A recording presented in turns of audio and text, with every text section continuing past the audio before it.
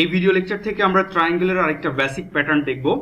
আগের প্যাটার্নটাতে আমরা দেখেছিলাম এরকম যে এই যে হোয়াইট স্পেসগুলো ছিল, এই হোয়াইট স্পেস আমাদের লেফট সাইডে যে হোয়াইট স্পেসগুলো আছে এগুলো রাইট সাইডে ছিল, দ্যাটস ওয়াই আমাদের কোনো প্রবলেম হচ্ছিল না, আমরা ডিরেক্ট প্রোগ্রামটা লিখে ফেলতে পেরেছিলাম।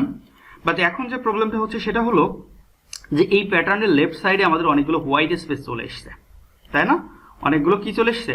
হোয়াইট স্পেস চলে এসছে। সো এই প্যাটার্নের সলিউশনটা আমরা কিভাবে করতে পারি আসলে সি এর সাহায্য নিয়ে। তো লজিকটা কি হতে পারে?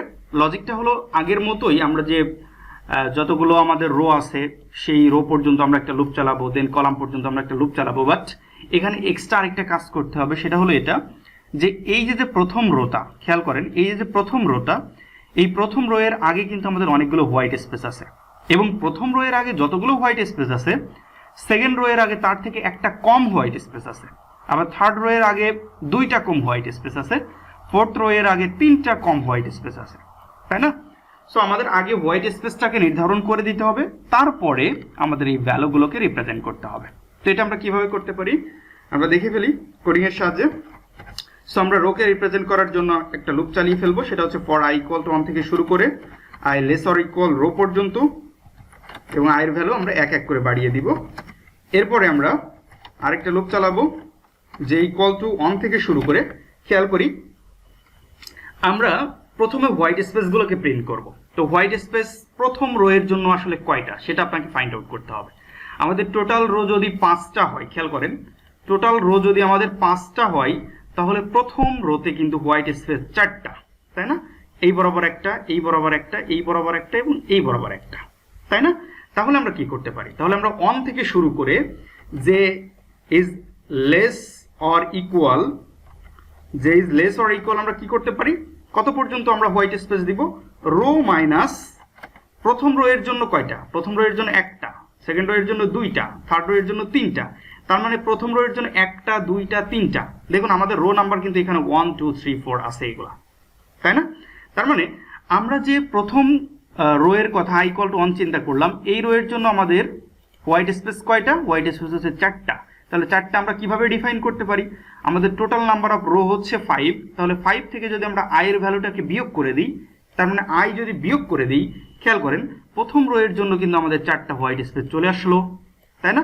যখন i এর ভ্যালু বেড়ে 2 হবে তখন সেকেন্ড রো এর জন্য কিন্তু আমাদের 3টা হোয়াইট স্পেস চলে আসলো, তাই না? সহজে আমরা করে ফেলতে পারলাম। এরপর আমরা j এর ভ্যালু বাড়িয়ে দিব। আমরা এই জায়গাতে কি প্রিন্ট করব? বেসিক্যালি এই জায়গাতে আমরা প্রিন্ট করব হচ্ছে হোয়াইট স্পেস জাস্ট, তাই না? এবার আমরা আরেকটা লুপ চালাবো, সেটা হলো ফর, আমরা আবারও j ইকুয়াল টু চালাতে পারি। j ইকুয়াল টু আমরা 1 থেকে শুরু করে আমাদের কত পর্যন্ত ভ্যালু লাগবে প্রতিবার? দেখুন প্রথম রো এর জন্য এক ভ্যালু লাগবে, সেকেন্ড রো এর জন্য দুইটা ভ্যালু লাগবে যাদের মান হচ্ছে 2, থার্ড রো এর জন্য তিনটা ভ্যালু লাগবে যাদের মান হচ্ছে 3। এখন এইখানে কিন্তু লজিক লুকিয়ে আছে যে থার্ড রো যখন বললাম সেখানে 3টা কলাম থাকবে বা 3টা ভ্যালু থাকবে, তাই না? মানে থার্ড রোতে 3টা কলাম থাকবে, তাই না? তার মানে আমরা যখন কলামের সংখ্যা হিসাব করলাম সেটা বেসিক্যালি কার উপর ডিপেন্ড করেছে? নাম্বার অফ রো এর উপর ডিপেন্ড করেছে। যেমন ফোর্থ রোতে কয়টা ভ্যালু থাকবে? 4টা ভ্যালু থাকবে। তাহলে ফোর্থ রো ভ্যালু রিপ্রেজেন্ট করলাম i দ্বারা, সেখানে 4টা ভ্যালু থাকবে। সো আমরা কিন্তু এখানে ডিরেক্ট বলে দিতে পারি এটা হচ্ছে আমাদের এই কলামটা কিসের উপর ডিপেন্ড করবে? i এর উপর ডিপেন্ড করবে। এরপর আমরা j এর ভ্যালু এক এক করে বাড়িয়ে দিলাম। এবার কথা হলো যে আমরা কার ভ্যালু প্রিন্ট করব, তাই না? আমরা প্রিন্ট করব বেসিক্যালি, দেখুন প্রথম রোতে 1 এর ভ্যালু প্রিন্ট করেছি, সেকেন্ড রোতে 2 এর ভ্যালু প্রিন্ট করেছি, তার মানে রো নাম্বার যেটা আমরা সেটাই কিন্তু প্রিন্ট করেছি। সো আমরা এখানে প্রিন্ট করব %d, কার ভ্যালু প্রিন্ট করব? আমরা কিন্তু রো নাম্বার মানে i এর ভ্যালুটাই প্রিন্ট করব। এরপরে একটা করে যখন আমাদের একটা করে রো যখন শেষ হবে, একটা করে আমাদের ব্যাকস্ল্যাশ n বা নতুন লাইন দিতে হবে। সো আমরা একটা করে ব্যাকস্ল্যাশ n এখানে দিয়ে দিতে পারি। তো এখন যদি প্রোগ্রামটাকে রান করি, সো আমরা এখন দেখি আমাদের আউটপুটটা কি আসে। আমরা দেখতে পাচ্ছি যে আমাদের আউটপুট অন্যরকম চলে এসেছে, তাই না? তার মানে আমাদের এখানে স্পেসে একটু প্রবলেম হয়ে যাচ্ছে। সো আমরা যে কাজটা করতে পারি, যেহেতু এখানে আমরা একটা হোয়াইট স্পেস দিয়ে দিচ্ছি, সো এখানে আমরা দুইটা হোয়াইট স্পেস দিয়ে দিলে আমাদের প্রবলেমের সমাধানটা চলে আসবে। সো দেখুন আমাদের 1 2 2 3 3 3 এভাবে সবগুলো রো এর ভ্যালু চলে এসেছে।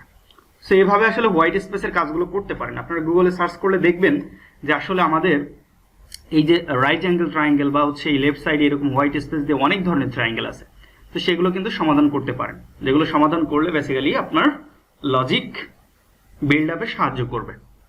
সো আই থিঙ্ক আপনারা এই প্রবলেমটা বুঝতে পেরেছেন। সো আপনাদের কোড ব্লকসে যে এটার সলিউশন করুন, সলিউশন করার পরেও প্রবলেম হলে আমাকে জানান। পরবর্তী ভিডিও টিউটোরিয়াল দেখার আমন্ত্রণ জানিয়ে আজকের মতো শেষ করছি। ধন্যবাদ সবাইকে।